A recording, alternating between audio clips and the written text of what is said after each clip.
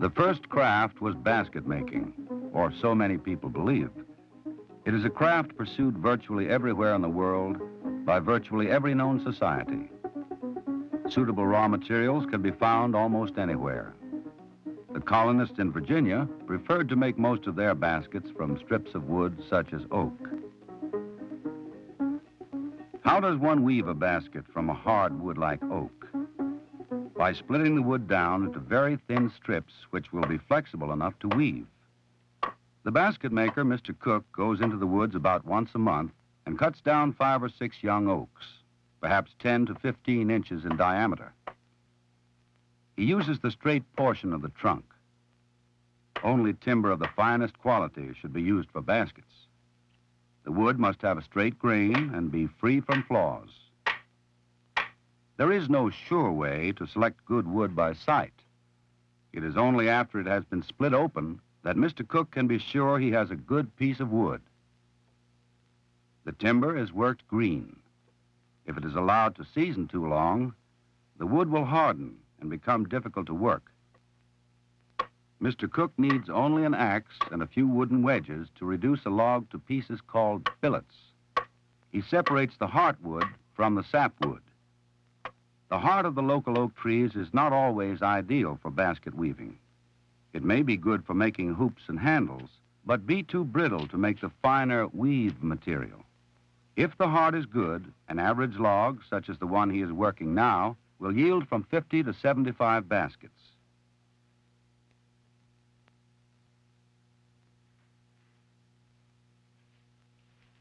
Once the wood has been split and trimmed as far as practical with the axe, it is taken into the shop, where the bark is removed and splitting continues with the knife.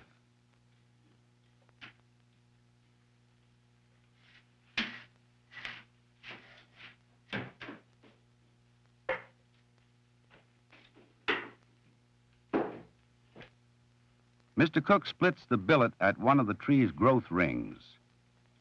All splitting done in the shop is done on or parallel to these rings. Material split this way is more flexible and thus easier to work.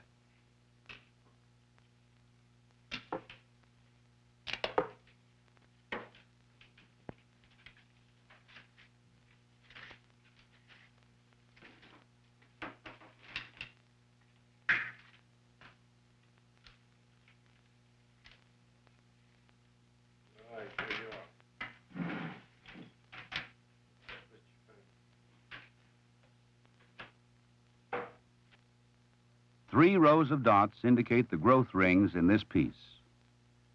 This is where Mrs. Cook will begin her work. However, they are not the limit to which oak can be split.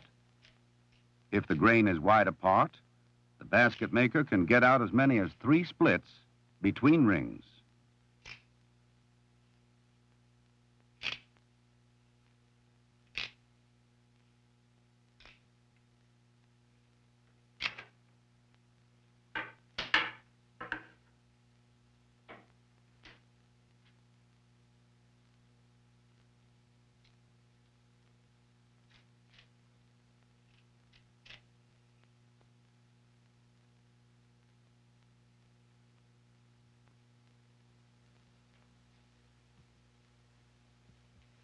The oak is split until it is paper thin and flexible enough to tie into a knot.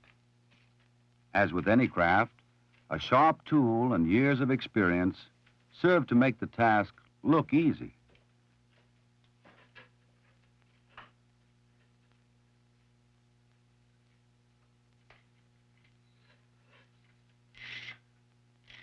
It is far easier to control the smoothing and trimming of these thin strips by pulling the material under the knife.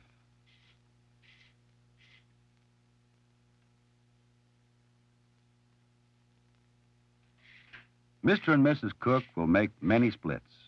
They can strip enough material in one day to keep them weaving for 3. While they are busy, let us take a few glimpses into the world of baskets.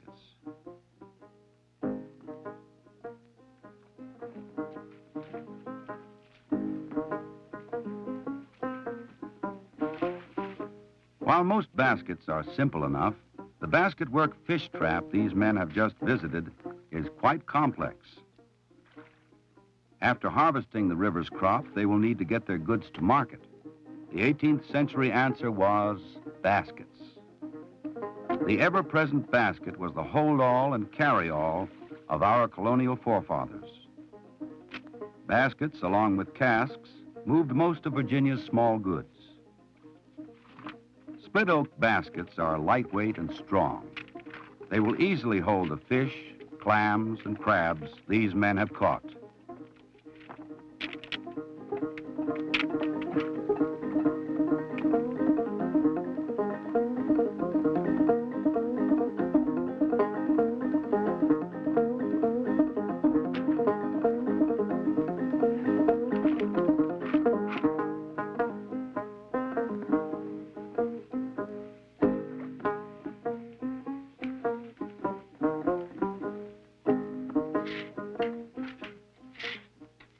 It takes more than just splits to make a basket. When Mr. Cook quartered the log with his axe, he left wood in a variety of sizes to suit the demands of the various parts.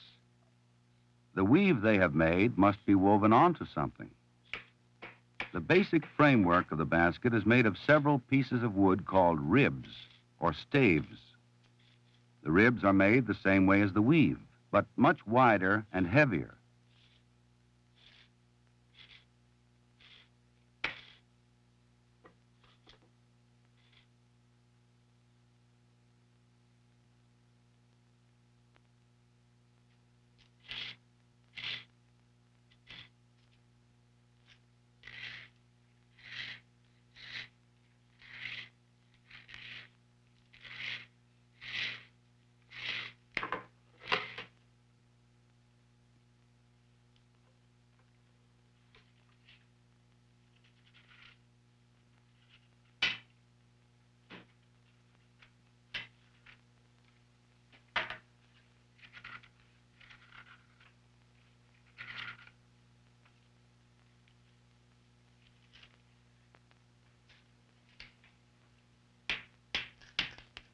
Each piece of wood makes 2 ribs.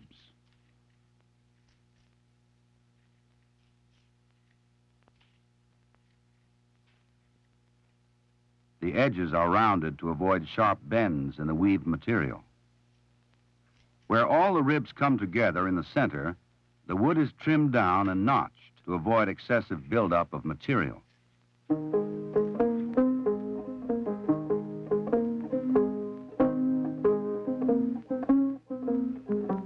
What was the basket to our colonial ancestors? In a day when cardboard boxes and paper bags were scarce, you carried your shopping basket to the market.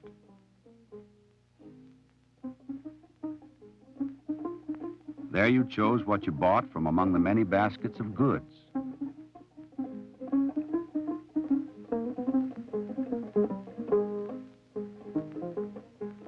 Perhaps the man at the stall would weigh your purchase on a basket scale.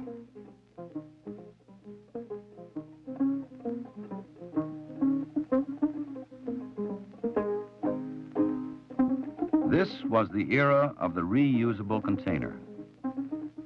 Even though baskets were inexpensive, no one would throw one away as long as it could be used again.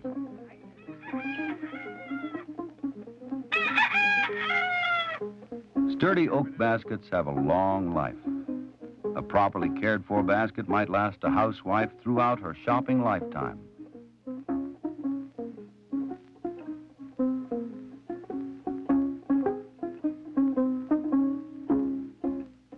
This poultry basket is only one of the infinite variety of shapes that were woven. In the world of 18th century baskets, the unusual was not at all unusual.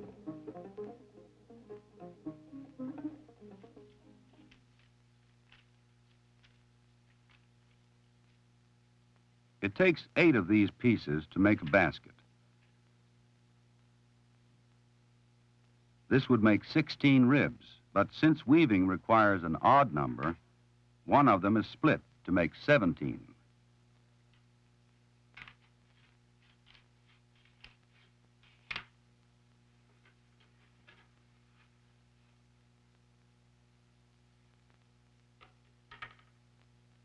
The ribs are laid out in a particular order.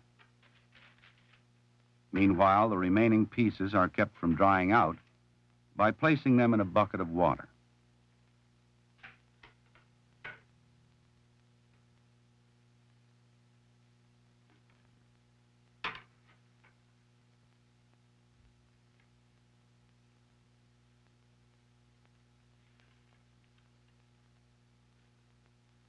Mr. Cook starts with the split rib.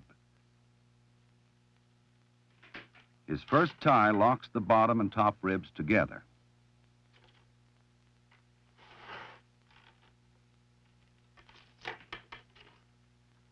He uses the finest weave here in the center. As the weaving proceeds, he will use wider and heavier material.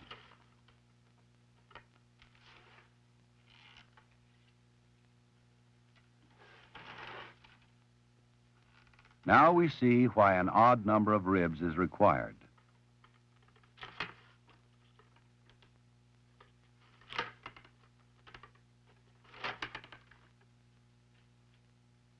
The oak soon turns the water a yellow-brown color. The splits are wet to keep them pliable. When Mr. Cook comes to the end of a split, he simply overlaps the next one a short distance and continues.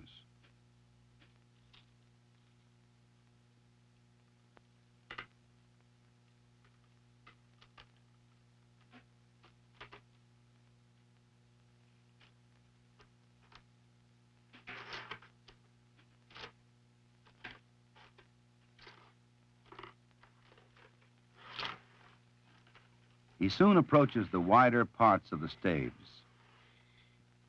After an even number of rounds, he splits the remaining portion of the ribs. In this manner, he can provide enough ribs for maximum strength in the wide part of the basket without massing them together in the center.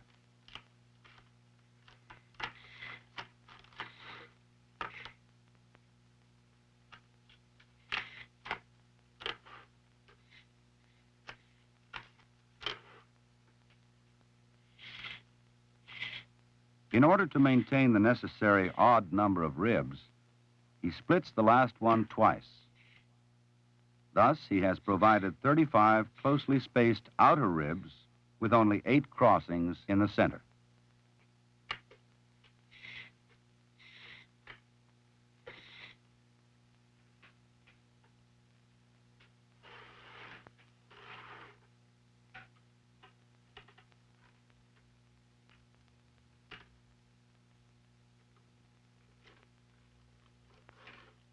When a rib bent over extends beyond the woven part by about the width of 3 splits, Mr. Cook judges the bottom to be done. The dark stripe is formed by weaving in a split made from heartwood. It makes a pleasant decorative element.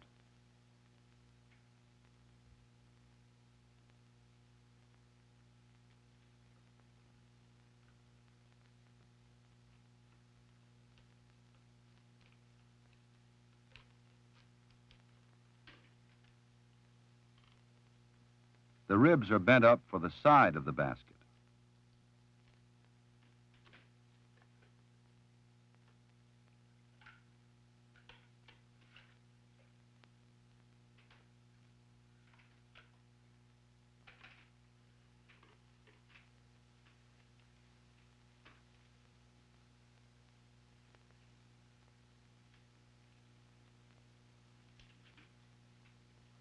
It is much easier to weave the side of the basket from the back.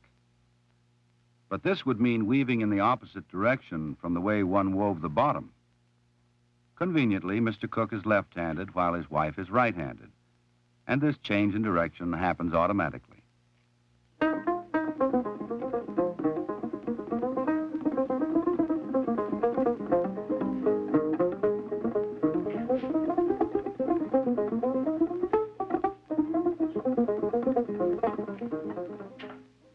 This man, breaking flax, uses several locally made baskets in his work. Others preferred Indian baskets. The Indians were among the most expert basket weavers in the world, and their wares found a ready market with the colonists. Indian women used some 90 different plants in making baskets of every type.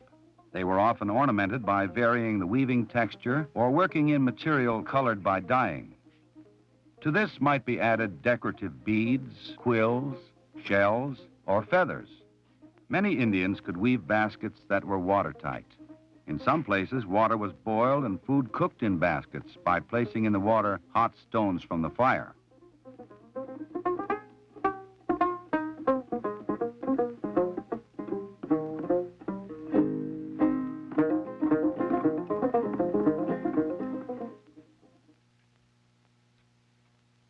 While Mrs. Cook builds the side of the basket, Mr. Cook is making the handles and hoop. The necessity for working green wood is shown again. It would be impractical to bend this handle in dry wood.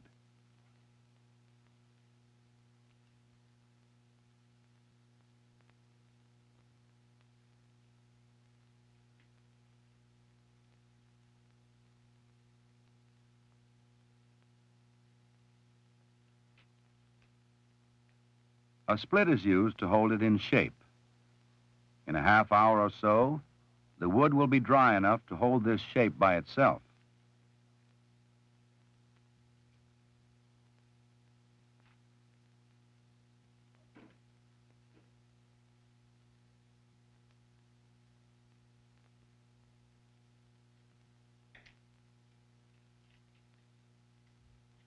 Mr. Cook has bent 2 handles and is now trimming down a piece of wood for the hoop.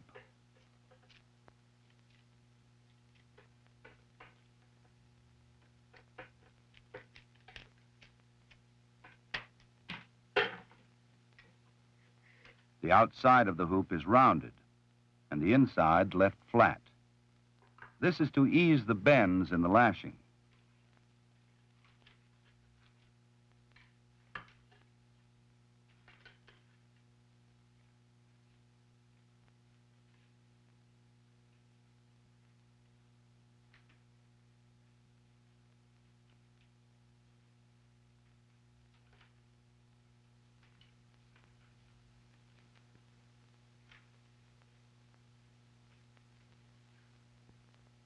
The ends have been tapered to allow for the overlap.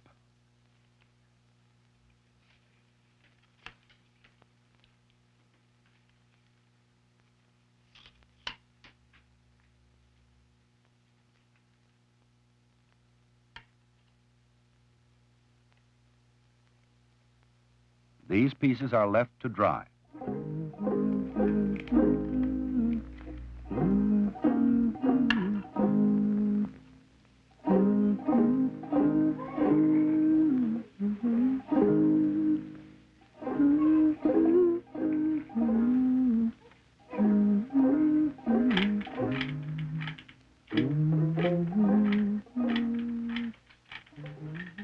The techniques of basket weaving are so basic and universal that the wide variety of uses should come as no surprise. Baskets can be woven into almost any shape or almost any use. Baskets have been used for storage, to carry things, and as units of measure for ages.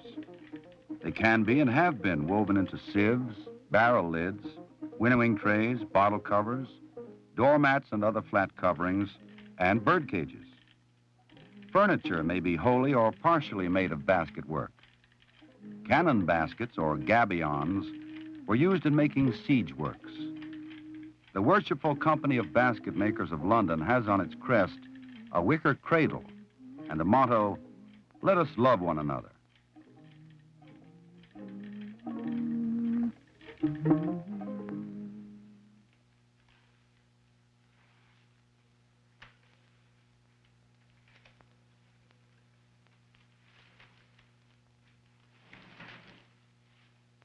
The basket is almost complete. The splits are locked in by bending every other rib back over them and tucking it.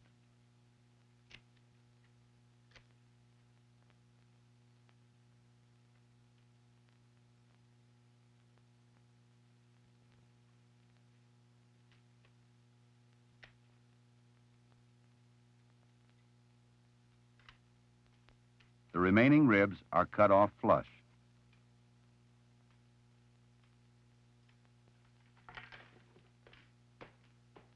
Denting the bottom in allows the basket to sit flat, even when full.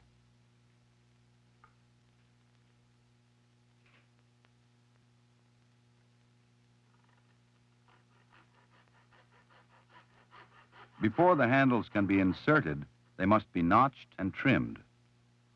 The notches are where the hoop will pass over the handle. Thus, everything will be locked together.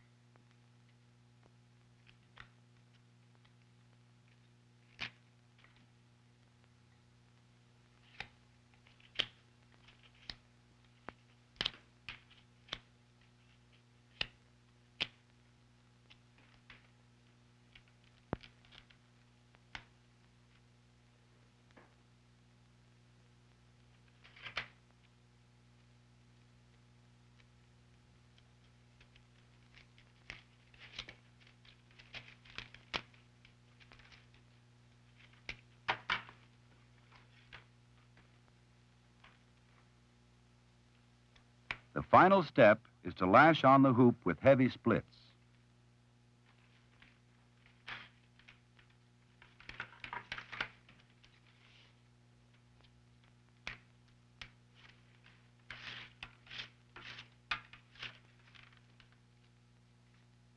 The hoop helps the basket maintain its shape, as well as protecting the delicate top of the basket.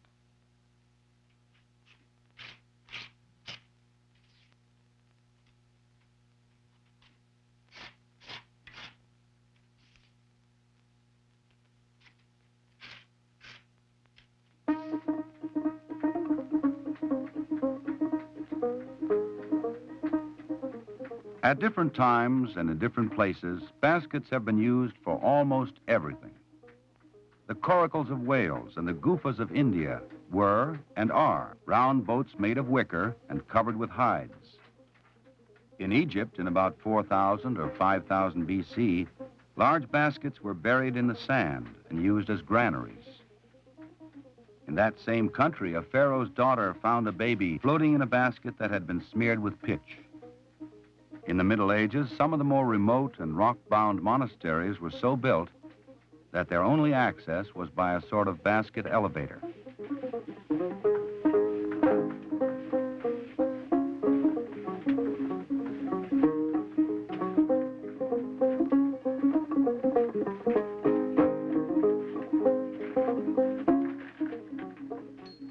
Battle shields made of wicker and covered with hides were common in many parts of the world, and their use goes beyond the memory of man. Similarly, helmets, armor, and even everyday clothing made of basket work have been used in various parts of the world. Wattle and daub houses, built by the English at Jamestown, as well as by natives in Africa, may accurately be described as large inverted baskets covered with mud. A basket maker need not limit himself to the making of practical containers. If one craftsman can make a basket in the form of a bird, another can make a piece of pure statuary. An ambitious basket maker is limited only by his own imagination.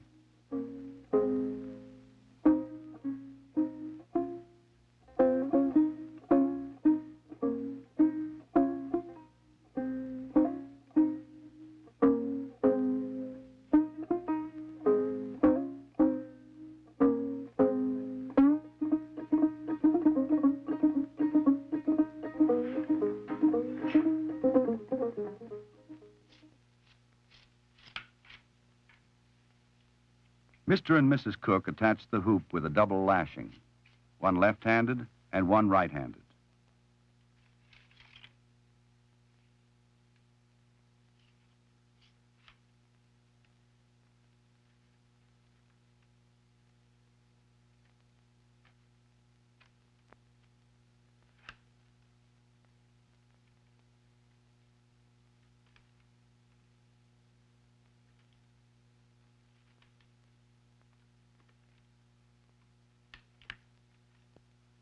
When the lashing is tucked in, the basket is complete. This basket will hold a half bushel. With reasonable care, it can be expected to have a useful life of about 30 years.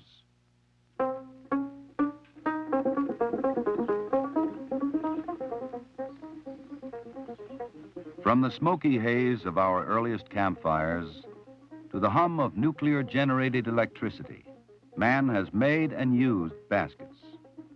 He has made them out of every conceivable material, from roots to leaves, from oak to ferns.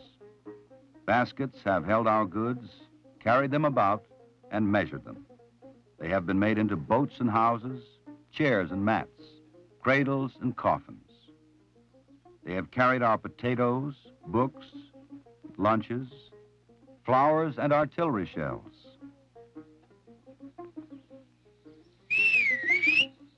And one more important thing.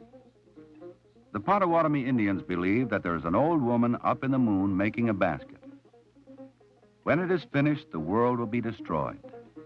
However, from time to time, a dog, called by the white man Eclipse, comes by and ruins her work. So she has to start over again.